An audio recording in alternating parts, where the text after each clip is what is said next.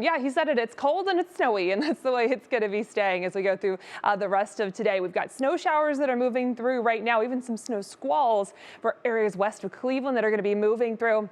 And the frigid air is going to continue, so we're going to continue with those weather impact alerts as we go through the week ahead. Here's where we stand as far as snowfall is concerned right now. We have had some light to moderate snow popping up, but this is the main line that we've been talking about that is moving through. So that's what's going to cause us some issues. We do have snow squall warnings in place along that line as it moves off to the east at about 30 miles per hour. We still have some other snow, especially southeast and east of Cleveland. Really, this is stretching just along and south of 90 across portions of Lake, northern Geauga, and into Ashtabula counties. That's still causing some issues with low visibility. And we've also had some other issues through the day with low visibility in general, because our winds are a little stronger, so it's blowing around some of the snow that's already on the ground.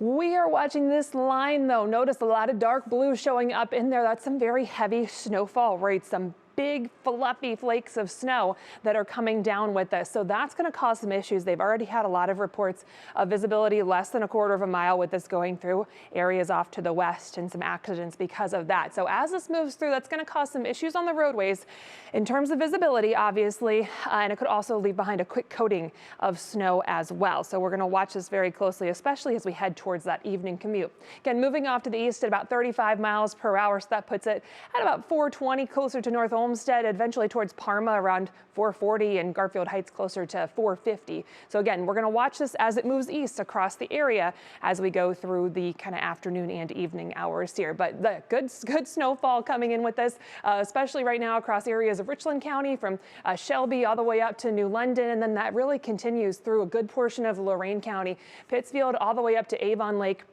We've got those big heavy flakes that are falling even out towards Elyria. We'll see if this is still a good view. This is a look at I-90 right at 2, and we have some of those very thick flakes falling. The road was perfectly clear earlier, and notice we see some tracks, but kind of that light covering on the roadway right now. So that's what we're going to be concerned about as this moves through. The visibility and that potential for a quick coating on the roads, that could certainly cause some issues. So bottom line is going to be plan on some extra time as we go through the rest of the day.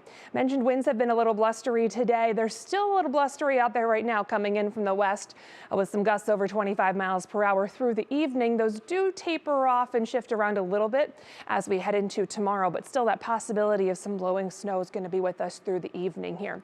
We're going to watch this snow squall move with that National Design Mart hour by hour forecast. Again, this has got to clear our area, and it's going to do so by later this evening. By about 8, 9, 10 o'clock, we are much drier heading into the overnight hours. Again, this is going to leave behind a little coating of snow for most of us, but that visibility is going to be a primary concern as this moves through. So keep that in mind. From there, we are really going to be worried about the cold. The snowfall amount's not really going to add up too much. Again, most of us, a trace to a little dusting is about all we get from this.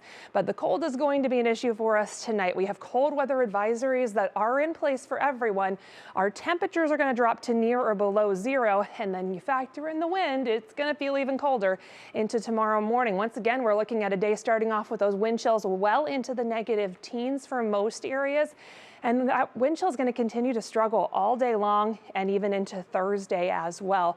Thursday, we're looking at similar temperatures near or below 0 first thing in the morning. And then you factor in the wind, negative teens are going to be likely for many areas as we head into Thursday as well. So our temperatures are just not going to be improving at all, really, as we go through the rest of the week. So that's why we do have those weather impact alerts. We're going to expand that even to include Saturday morning at this point, because Saturday morning we definitely have a chance of waking up below 0 for many areas. So today is really our day for snow potential. Once we get this snow out of here, that snow chance is not high as we go through the rest of the week. Just a minimal chance to see a couple flurries from time to time. The cold is going to be our bigger story for the rest of the week.